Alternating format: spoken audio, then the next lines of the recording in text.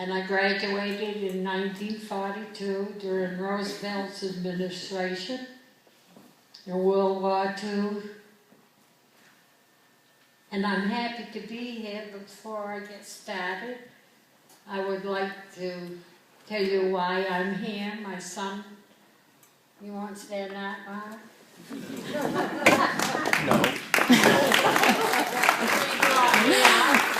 And this is my granddaughter. She came, Gloria Shambo. I didn't sleep good last night, so you have to excuse me.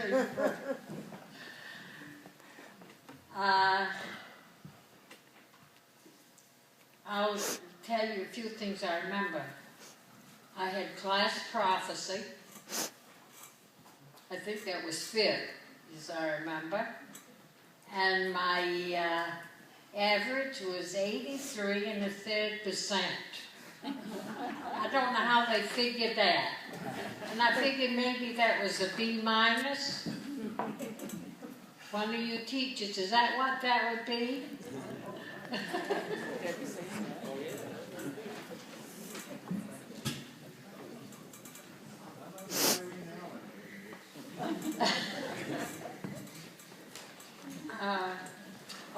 And the first thing, I would like to thank the Alumni Association for all their work through all the years, all the officers, whoever took part in all these years of hard work, getting all of us together.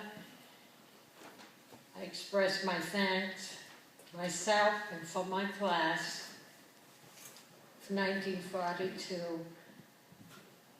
And I am broken-hearted. I didn't know Edith Willey had died till tonight. She lived in West Harrington, of course, and she used to come up nights, sometimes on weekends, and stay with me in town. And it was wonderful. We was a close class. It meant so much to me, and even though I left in 1942, took a bus to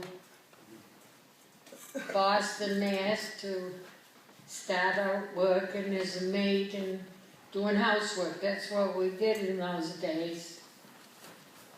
I think I earned $7.50 for Barbara Kennedy did that. She was up there, and Edith Willey went, and we had a Thursday off, and that was our day off, the maid's day off. So that went on a few years. And then I moved to New York, and that's when my life started. And I was busy raising children and getting married and making mistakes. And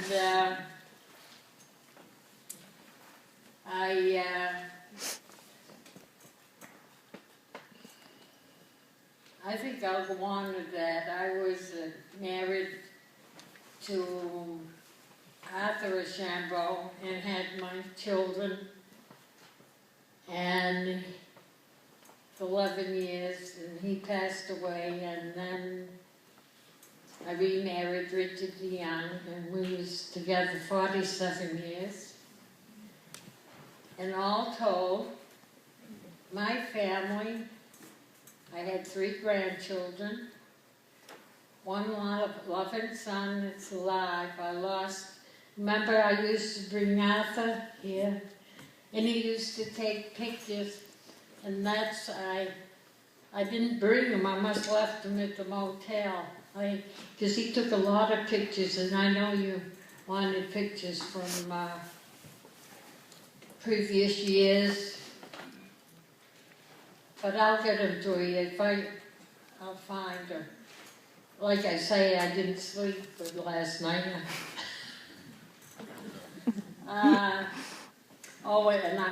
And I have family of stepchildren. I have one son and 6 grandchildren and 4 grandchildren. I'd like to know, I don't even have a picture of that old store up there, but I wanted to, and a lot of people would come with a horse and sleigh, and that was when the winters was really bad. And they'd bring the horses up with their sleigh and hitch them to the old stone post out in the yard and go in the barn and get a rake full of hay and an old horse blanket that Grampy had to put over the horses to keep them warm. And then they would wait and then go home. But they were happy. I remember Grampy being a wonderful storekeeper. I call this poem, I think I sent this to the Alumni Association maybe a few years ago. I don't remember. Like I say, I didn't get a good night's sleep. I'm blaming everything on that. And this is called Yesterday, Today, Tomorrow. Memories penetrating our thoughts of yesterday. Classmates, alumni, friends, their laughter echoing through the hallways of learning. Valuing our secrets shared with a classmate or alumni friend, carried in silence to the final closure of life. Our sorrow today brings us to the realization how precious our relationship shared with fellow students and classmates was a meaningful part of our life. Now the good times we will reminisce, our memories enclosed within our hearts and minds. Our tears we shed for each one's passing. Our smiles are for the times we shared yesterday. Thank you.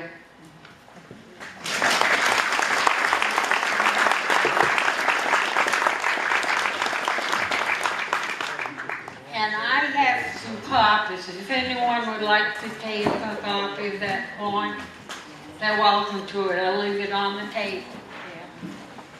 And you can look at the other pictures I have here. Thank you again. Thank you.